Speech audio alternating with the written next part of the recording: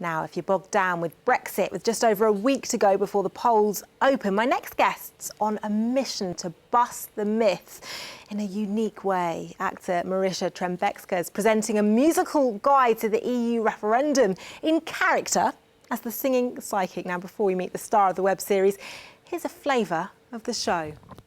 I played all my cards. This is what you've done too.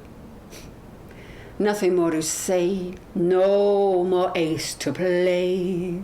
Many headquarters of European banks and financial services are here in London, and they are all threatening to leave if the UK leaves Europe. And of course they love the free movement of labour and money, no tariffs involved. What will happen if Brexit happens with the workers and the visas is yet to be seen, though it will be a 2 to 3 year get-out clause. The Bank of England Governor Mark Carney has warned of serious consequences to the City of London if Brexit happens. As if by magic, we have you out of character on the London Live studios. We do. This evening. Very good to have you with us. It's quite a wacky idea. Where did this come from? Well, the character, the singing psychic, has been a character of mine for a few years now, and now she does shows. I performed at the Brit Awards after party this year at the O2. I've just done shows in Prague, I did shows in London last year, I'm doing Edinburgh. So she's a character who walks through a world of music. So the idea was that every Londoner's heart is singing, should I stay or should I go now? Obviously, because it certainly seems in London with the polls as well that those are the people who are most confused. And of course, women are the ones who are apparently going to swing the vote. So it kind of started there and then became this serious piece of work because I'm an ex-banker, I used to work in the city. So I trusted my own research, and I just got sick and tired of people yelling at me and conflicting facts with, you know, they'd yell about one thing and then they'd start yelling about Syrian migrants, and it really has nothing to do with what they were yelling about. I just thought someone out there, admittedly, why me, but that's a different question. Someone out there should give them a very balanced pros and cons. It is pros and cons, facts, no yelling, but with song. It's interesting you touch on your past in banking, because to look at this, it looks as though it's just going to be a bit of good fun, a bit of a laugh, you know, a bit bonkers. But actually, you do know what you're talking about. With some of these issues you're covering, they are pretty in-depth, and you try to stay as on the line as possible. How much does your career in banking enable you to help people, to kind of break this down for Londoners?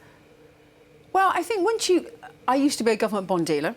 So I used to take 3 facts, including a non-farm payroll figure and something the French President said or whatever, and you'd make views on markets.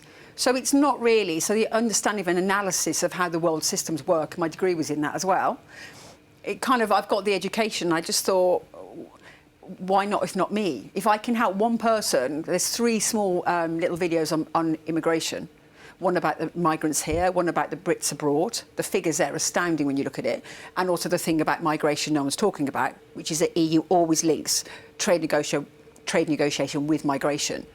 You know, people, if you're voting because you want to be out with the migrants issue, then you're kind of a bit screwed, quite frankly. So I just wanted, even if one person, you know, there's 2 little videos about 2 minutes each on farming.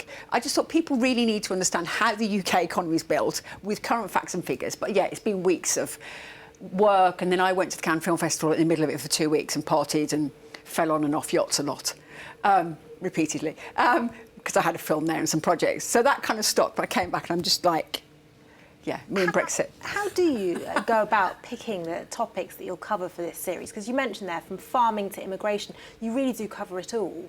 I haven't covered doctors and I haven't covered arts, but yeah, I have a massive 8-foot piece of paper in the front of my lounge. I looked at every single area that comprises what we care about and where the EU can influence, including EU regulations. We've got 43 years of EU laws in our legal system at the moment, so if we come out, that's going to be fun. Basically, marry a lawyer is the way forward. Because they're going to get very rich if we come out. So I just was looking at what's important, what are people yelling about the most, and what do people not really understand. What sort of response have you had to the web series so far?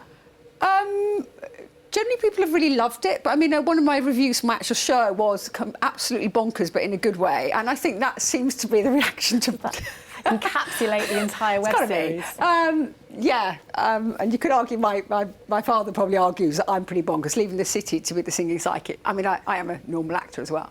I just thought we have responsibilities as educated people not to do these crazy headlines. you know, you look at some of them. Either way, you know, you showed earlier the boat scenario, Waterloo on the Thames. It's just like, can someone have an honest, serious discussion, and learn something? Is that going to be the next topic area for you to cover? Flotillas on the Thames. Marysia, lovely to have you with us. Thank you so much for joining us. The singing psychic on London Live News.